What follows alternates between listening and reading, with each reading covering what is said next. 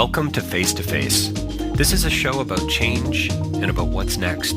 It's a show that wants to ask questions, peel back the layers of our average everyday experience, and go beyond scratching the surface. We interview amazing people with incredible ideas and stories who have done wild, weird, and wonderful things.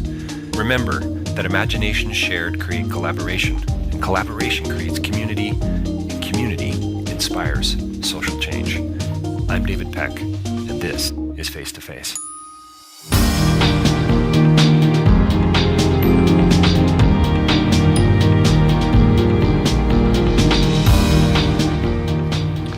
So welcome to another edition of Face to Face. It is a beautiful sunny evening here in Vancouver, and I'm sitting on the 53rd floor of a really amazing hotel here in the city with a guest I can't wait for you to meet. Her name is Sandra Tai, Dr. Sandra Tai, actually. Thanks for joining us today, Sandra. Well, you're welcome, David. So we are going to talk about some interesting things. I think Sandra and I met probably longer now, actually. It's kind of tragic. I guess we're both getting pretty old, Sandra, but maybe 6 or 7 years ago? Yes. I'm not sure if it was Hong Kong, it might have been Thailand, but we've traveled a little bit together, working on a couple different development projects in Southeast Asia, essentially, yes, really, that's isn't right. it? Yeah.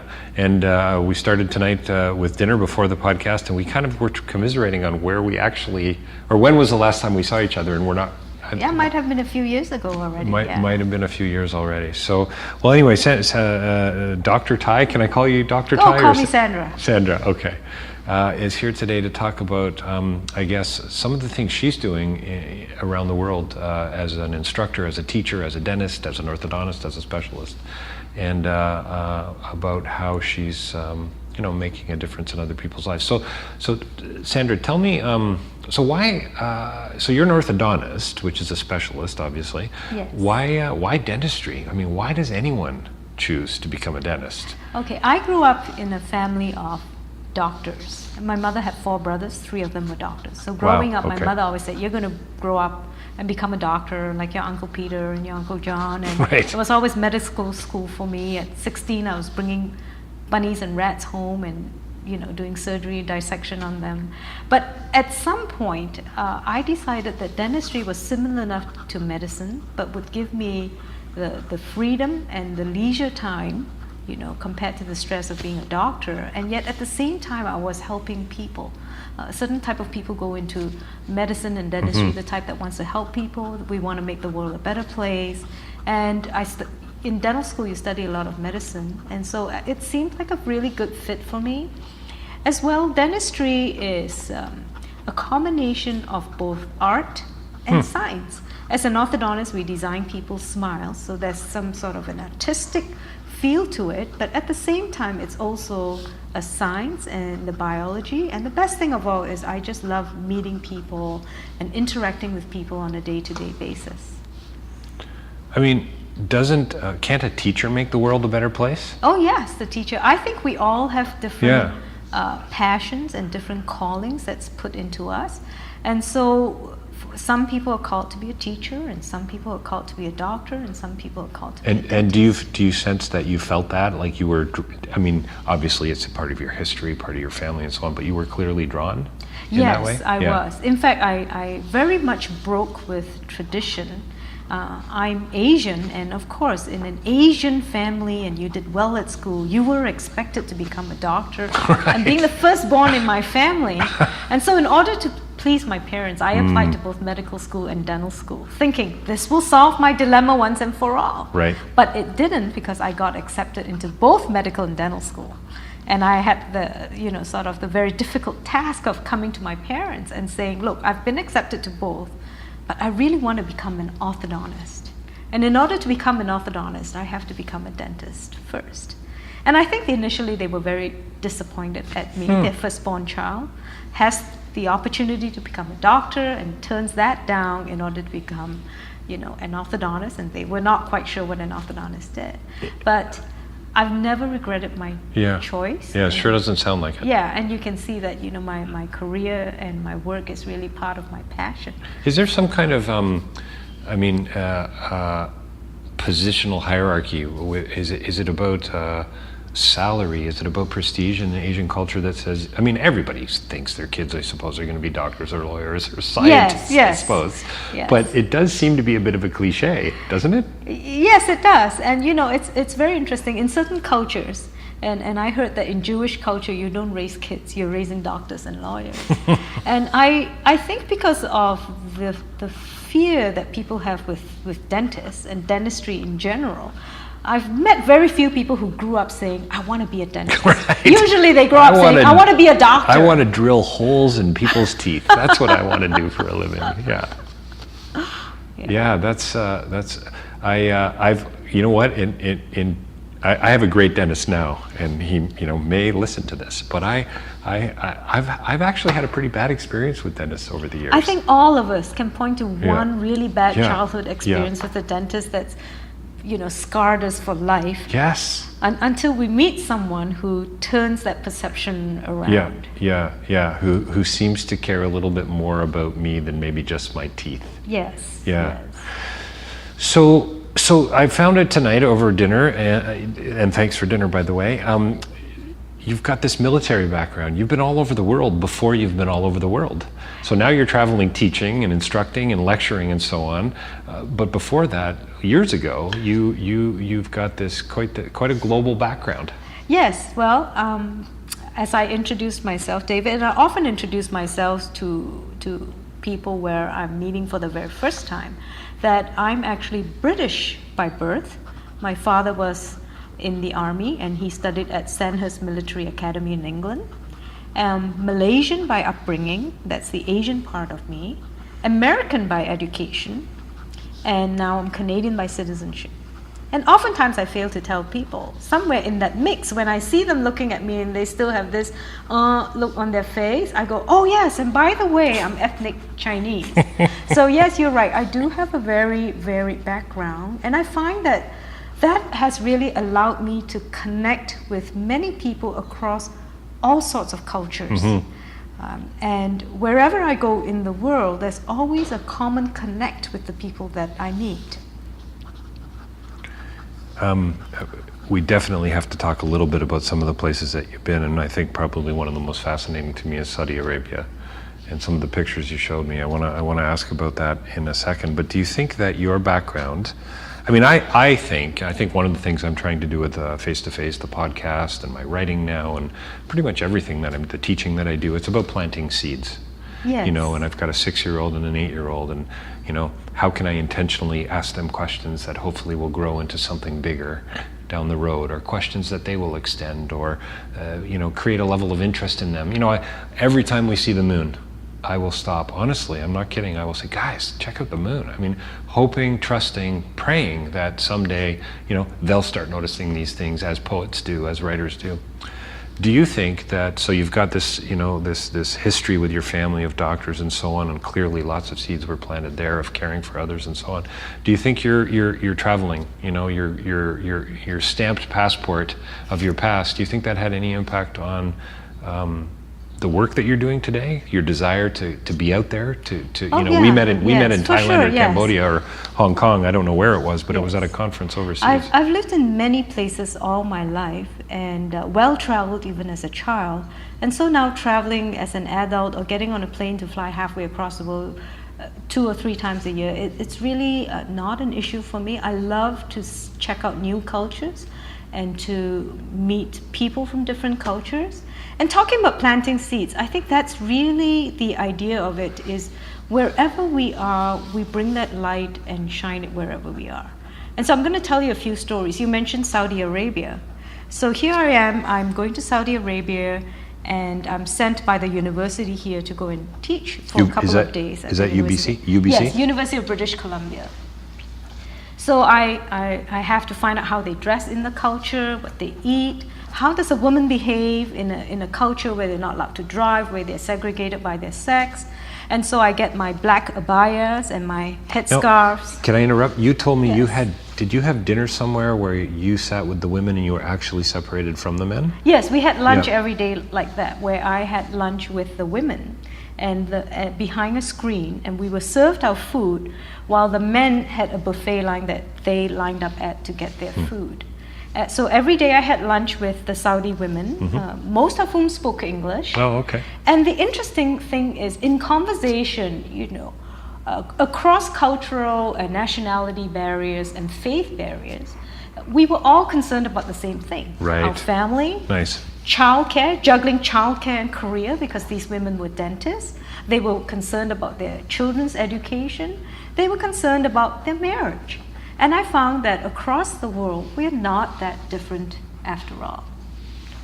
And then in the evening, I go out for dinner with 8 men. I call it the entourage because we were being hosted as VIP guests. And on the third evening, I was sitting down and having dinner with the men, and I'm sure it might have been very interesting to them to meet a Canadian professor who ironically, looks ethnic Chinese, but dressed in their cultural garments like a Muslim woman. And these men actually said, they're whispering among themselves, and finally one of them plucks up the courage and says, "We want to ask you a question." And I said, "Sure, ask me anything you want." And they said, "We want to know, are you a Muslim?" Oh, wow. And I thought, Wow. oh man, I might get, I don't know what to say. I'm in a corner. Do I say yes? Do I say no? Am I going to put myself into a difficult situation by saying I'm a Christian? So I actually tried to take the most tactful way out, and I said, "Why do you ask me if I'm a Muslim?" And they said, "We've been observing you for 3 days now. This unique female professor from Canada who dresses like a Muslim woman, looks Chinese, and yet is able to teach dentistry at this level of competence." And they said, "We've been observing you for 3 days now, and we're trying to guess if you're a Muslim because the way you carry yourself, the way you wear the headscarf, it is so natural. We figured you must be a Muslim woman."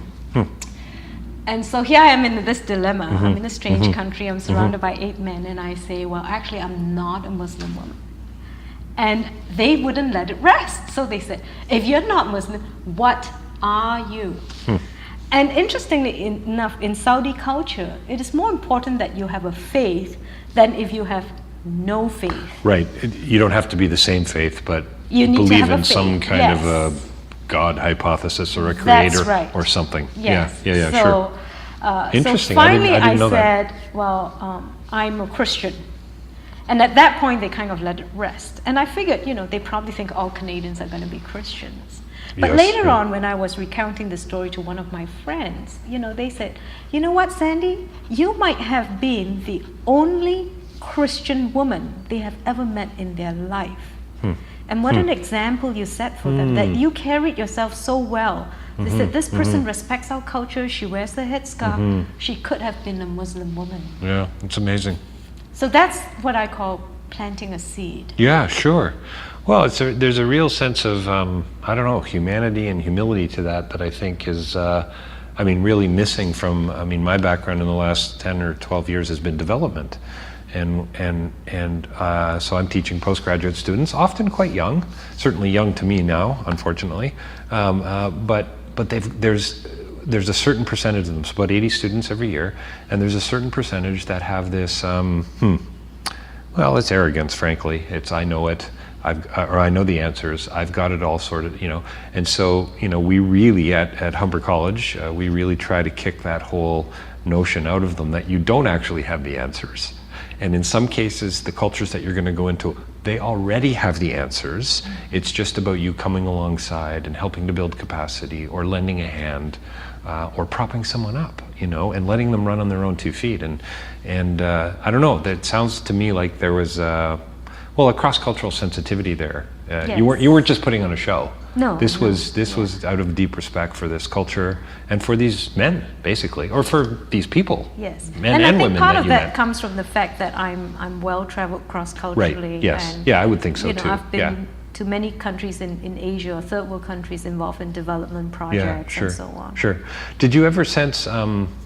You made the comment about how I'm a competent professor as a woman. Yes. Did you ever feel that there was this sense of surprise from the men? Wow, you're really smart. Yes, I think so. And it wasn't until after I came back that my dean took me aside and said, you know, you did something extraordinary in Saudi. I said, what did I do? I just went and I did my spiel, and he said that in their culture, men will teach men and women, but women could only teach women. Women would never teach the men. And he said, I didn't want to tell you this before you went because I didn't want to intimidate you, but the fact that you stood up in a room and you taught both men and women was a first. So they actually said to you, you had mentioned to me earlier that before the tape was playing, that they wanted you to teach a group of men and then teach a group of women, and you kind of pushed back and said, no, hang on, I'm only doing the lecture once, and you guys need to figure that out. And so they sat the women at the back? Yes, so they did have some segregation. Yeah, the sure. men sat in the front of the room, and the women sat in the last few rows in the room. And how I mean, it's fascinating to me for so many reasons, and I know these things happen all over the world at various times throughout every day.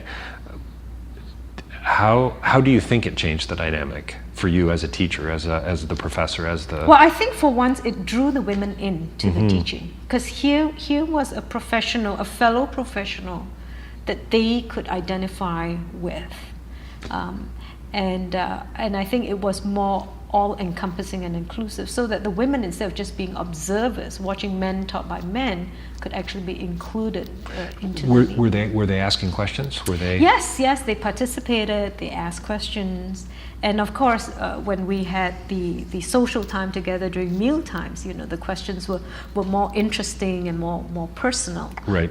Because really, I was the first female foreign professor they had an opportunity to interact with. To actually hang out with. Yes. Wow. So you really felt that you broke down some pretty serious relational and cultural barriers by the sounds of it. Yes, you know, on the last day, the women presented me with their abayas, which is their traditional Saudi gowns, and gave me a few more and said, when you come back, you can wear these. Yeah. Well, it's really quite fascinating to me because, I mean, I've spent a few years in the academic community, not a PhD, but a master's degree, and, you know, spent a lot of time hanging out with professors over the years. They're not typically the most relational folk in the world. Not typically, you know, kind of it's the studious kind of guy in the corner type, you know, that doesn't really relate too well, mostly to folks. But it sounds like you did incredibly well. Yeah, and I think, you know, one of the very unique things about myself is the ability to combine what I call my marketplace identity with ministry, or with sharing of my faith and my life story. For instance, in September, I was at Beijing University in Beijing teaching dentistry, and at the end of a very long day of teaching, a number of top professors and myself, of course, as the guest, went out for dinner together. And during the dinner, you know, there were a lot of personal questions, and they asked about, you know, how I got to practice dentistry in Canada. And that really opened up a door for me to share my personal life story with them. How when I first came to Canada, I had to resit my licensing board exams. They were difficult, tough years. When you first come to a new country, you settle in, you're somebody where you came from, but you're nobody here because nobody recognizes who you are. And I think I went through a very difficult, tough 4 years. The first 4 years we settled in Canada. Where had you been practicing dentistry before that? In the U.S. In the U.S. And as well as in Malaysia. Oh, okay. So I shared with them my life story, and I shared with them how much my faith in God meant to me. And if not for my faith in God, I don't think I would have ever survived those few years, difficult years of settling down in Canada and getting my licensing papers in place and everything. And it was very interesting when I came back to Canada. I got an email from one of the doctors who were present at that dinner and said, you know, Dr. Tai, your teaching during the day was really good and I learned a lot from it, but it was your life story you shared with us over dinner that had a real impact on me. So this comes back to the planting seeds, you know, wherever we are, that we can personify not only what we do as a professional in our career, but we're able to sort of impact into other people's lives in many different ways. I love what you said about how, what was the line you used? It's almost in a way, it doesn't surprise me at all. We're not that different after all. You said when you were Yes. sitting down with the women and you were having conversations about children and childcare and marriage and so on, and these were colleagues. It really kind of, I mean, it's a wonderful reminder to me of how we kind of, I mean, it's not we kind of are, we are all in this together. This great, big, crazy, beautiful, wonderful, insane mess that we call the world. Yes. You know?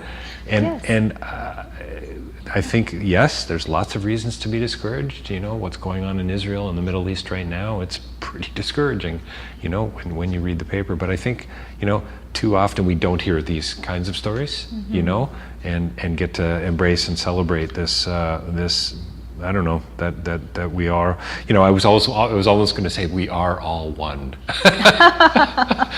I'm not convinced of that, but at the same time, I really do believe there's way more similarities. That's right. Yes. Way more similarities than there are differences. Tell me a little bit more about the gender thing. I'm fascinated by that. So one of my fans, from a Canadian perspective, is Stephen Lewis. The work he's done with respect to HIV/AIDS, I've heard him speak many times. I've worked with him a few times on a couple different events, and he believes and writes quite extensively about it that gender and education are the two sort of silver bullets for, gender justice, you know, solving that gap. Yes. And so here you are, a young woman coming out of this family of doctors who clearly had a lot to prove, I would think. And you've done incredibly well. So you've definitely been able to handle those, hurdles. And now you're going into these other sort of different cultures, and you're the expert, right? Everyone's sitting there looking and listening to you. Right? So I don't know. I'd love to hear your thoughts on that whole idea of gender disparity, and do you think it's going to make all the difference? I was in Burkina Faso working on a reconciliation project a few years ago, and I probably told this story before on the podcast, but there was this, in the city of Ouagadougou, trees would die. Big, wonderful, beautiful trees. I can't remember what kind of wood they were. And artisans would come along and carve them. And we passed by this one. So here's this dead tree that's been carved into this beautiful sculpture. And it's a woman, clearly, who's probably out farming. And she's got a baby on her back, a plate of water or fruit, something on her head. And in her hand, she's carrying an axe, or a hoe. It was a hoe, not an axe. And I remember turning around and saying to the man who was a Muslim in the car at the time, and I said, wow, do you think there's anything else we could ask her to do? You know, like, holy cow, where's the husband? Where's the man in this picture? And it just, for me, it just brought it all home, you know, how important it is. Anyway, any thoughts about that from your travels and being in that position of leadership? And Yeah, I think first of all, you know, I really believe in education for girls. I think it starts at that very, very basic level. And there are many, many studies have shown that when you educate the girls, the whole standard of living of the entire family things goes up. change. Where you have an educated mother, you're going to have educated children. You can change it in one generation by sending girls to school. I think I was very fortunate to grow up in a part of the world where, if you would believe it, that I felt less discrimination as a woman than I do here in North America. Is that right? In fact, large numbers of professors in universities in Asia, in China, are all women. And so I went to a Catholic high school, all girls school. So there were no boys to take positions of leadership. We had to stand up and we had to take positions of leadership. And I felt that that was a very, that was really a key. We weren't looking to a guy to take a position of leadership. There were no guys in school. So the girls had to step up to positions of leadership. I did a lot of my leadership training was holding positions of responsibility, even from a high school age. And it's very interesting, the countries that I travel in now, which are mainly in Asia and in China, I've never felt discriminated against the fact that I'm a professional female. And I don't play that up either. Right. Yeah, you don't give me the sense that you play it up at all. I try to be very gender neutral when I teach. And I'm very well accepted in the areas where I go. they're thinking of actually starting me on a teaching circuit in North America. Oh, okay. And I actually, when they interviewed me for that, I actually just said, I've seen the type of people who teach for you, and we're talking about this orthodontic technique company, and I said, they're all male, they're white, and they're 70 years old. And how do you see me as a young Asian female coming to teach? I thought that was only politics. Yeah. No. And, to his great credit, this is the director of clinical education. He came right back to me and said, we are looking for diversity in the people we send out to teach. We just have not found the right combination where a person can demonstrate clinical excellence as well as a passion for teaching. Yeah. No, it seems to me like you've got a lot of points coming together. Yeah. So we can go back to the gender thing for sure. I'm interested though that you said you felt a little maybe more discrimination here in some regards, or at least in the West, than in some of the countries. Is it more implicit, would you say? Or tacit, or? Well, yes. Like, for instance, the first dental conference I attended in Canada after I graduated from graduate school, I go up to the registration desk and ask for my name tag, and the person sitting behind the desk says, which doctor are you with? Right. Implying Who that are you because interning I'm with? a female, I could not be a doctor. Could not be a doctor. And I must be a doctor's assistant. Right. So that's just one example for you. Sure. Huh. So tell me about this invisible braces. Is that what they are? They're invisible braces, right? Yes. So I didn't have the train tracks as a kid. I had this big ugly piece of flesh-colored plastic that I stuck in my mouth at night and ended up creating all kinds of saliva and so on. But I think my teeth are not bad, are they? Oh, they're great. Yeah. You've got a great smile. So good. My mom would be very pleased because I think they put a bit of money into that. But yeah, so I was quite thrilled that I didn't have to wear those crazy train tracks. But it's weird. I don't know if you would agree, but the train track-like kind of brace is almost a status symbol with young women today in some respects, or at least it was for a couple years. Yes. Maybe that's passé now. I don't know, but anyway, that's not important. Tell me about the braces you're dealing with, what your expertise is in, and what you're teaching on, because it's pretty cool. The type of braces I'm teaching on is called Invisalign, or clear aligners. They're clear plastic shells or clear plastic trays that fit over your teeth that you would wear, and you would change them every 2 weeks, and each one your tooth is straighter on it than the week before. So when you say you change them, that's not just because they're dirty. You're actually changing the degree to which your teeth are being the positions tweaked, of the teeth. or the positions of the teeth. Thanks. So every one that you put in your mouth, your teeth are a little straighter than the way before, and the plastic sort of molds your teeth into that new position until your teeth are straight. So gone are the days of train tracks. Right. Now you can have invisible braces, and if you were sitting across from me at the table and you were wearing them, I would not be able to tell. In fact, I've gone out with my patients, and I've not been able to tell that they were wearing their invisible Invisalign aligners. So they're speaking, they're playing games, they're sports. Yes. Are they eating as well? Eating with these things? You can eat with them on, but it's a little messy. Yeah. But because they're so invisible, we have a number of celebrities, of singers, people in public life who would wear them and get their teeth straightened, and the whole time nobody would know. Nobody would know. Is it the kind of thing that you can sort of, I don't know, you go into an important meeting so you can pop them out, and if you're that self-conscious of it, and stick them in water or whatever you have to do? And you just pop them off and stick them in your pocket.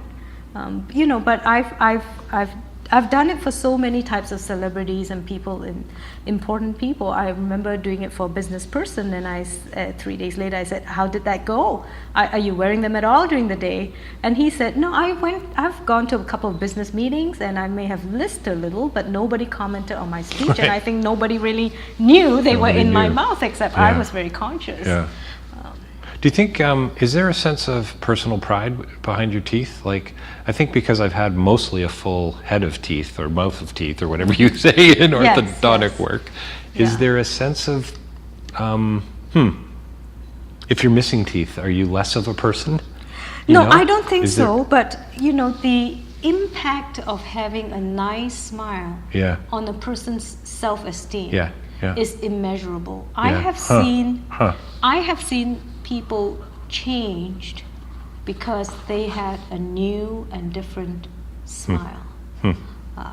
I have fresh stories. Last week, I had a lady, and when she first came, she was very cool and reserved, and I thought it was because her husband was someone who was very well known and throughout Canada, and therefore this lady had to sort of keep her class very close to her chest. She said very little when she came in from appointments, and then we completed the treatment, and lo and behold, an amazing transformation. She walked in, she was talking, chatting.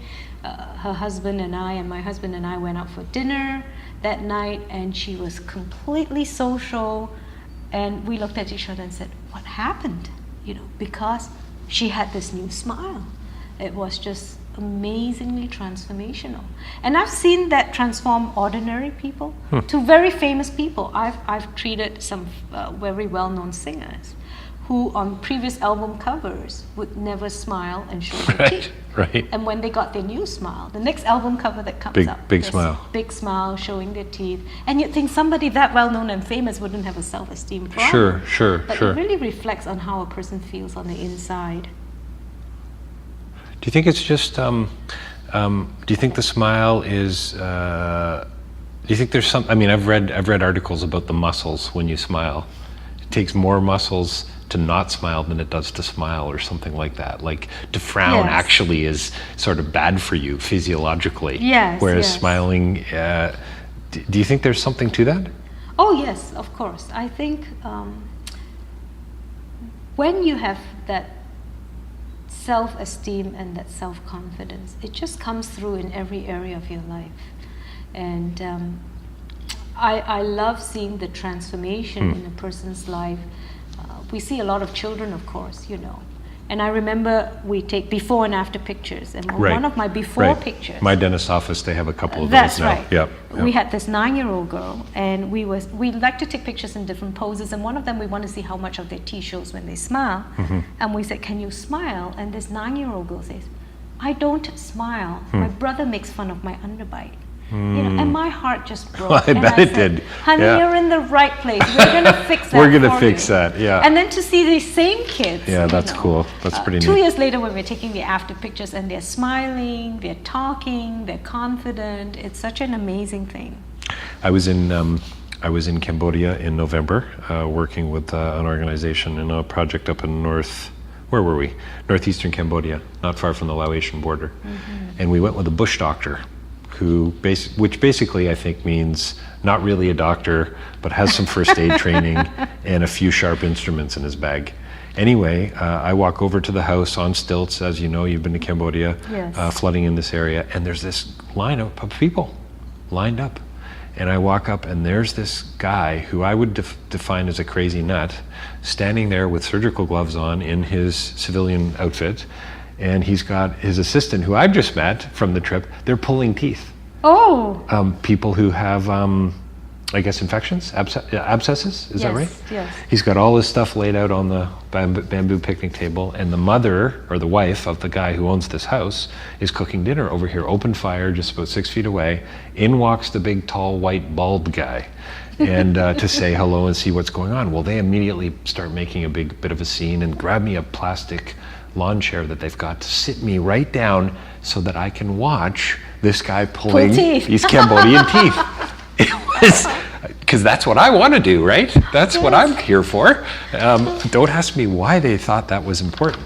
But you're a little removed from that kind of dentistry. Have you ever been on the ground in that way, where you've been? Yes, I have. Sort of almost emergency medicine. It's amazing how people walk 3 days through the jungle or from village to village. I bet. To find someone who will pull their teeth. The pain, the discomfort, and so on. Yes.